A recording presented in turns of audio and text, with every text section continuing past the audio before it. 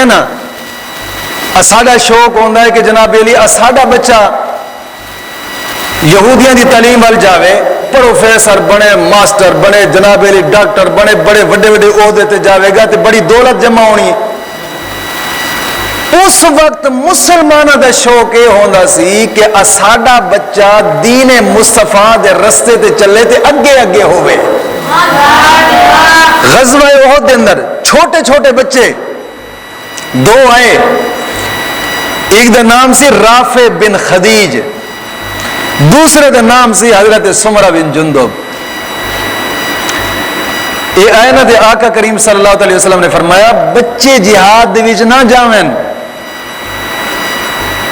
بچے جہاد دے وچ نہ جاویں۔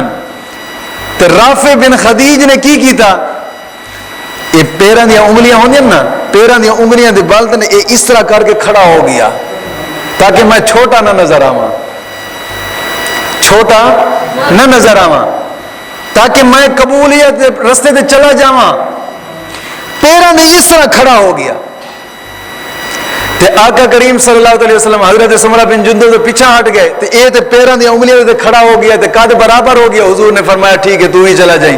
حضرت سمرہ بن جندب ہے کہ نہ کہنے یا رسول اللہ یہ بھی میرا ہم عمر ہے جی، یہ جا سکتے تو پھر میں ہی جا سکتا جہاد تے۔ حضور نے فرمایا کہ میں وہ تے بڑا نظر آندا سی، کہنے یا رسول اللہ میں نا رافع بن خدیج نو پھڑا تے چک کے مار سکدا، میں یہ کو زیادہ طاقتور ہاں۔ حضور نے فرمایا اچھا ذرا کر کے وکھا نا۔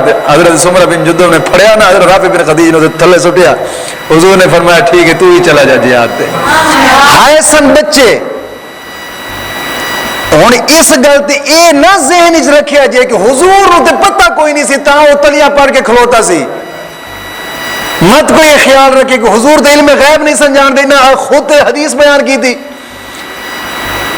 حضور علم غیب نہیں سن جان دے تاں حضور نو مخلوق دی پتہ نہ چلیا تے رافع بن خدیج جناب علی انگلیاں دی اس طرح پیراں تے کھلوتا سی قد تاکہ اونچا ہو جاوے۔ مر رہے یہ گل نہیں سی، آقا کریم صلی اللہ تعالی علیہ وسلم دل دی محبت نو ویکھ رہے سن کہ رافع بن خدیج دل وچ ساڈے دین واسطے کتنی محبت ہے سی بچہ، پر پھر بھی حضور نے جہاد واسطے قبول فرما لیا ہے۔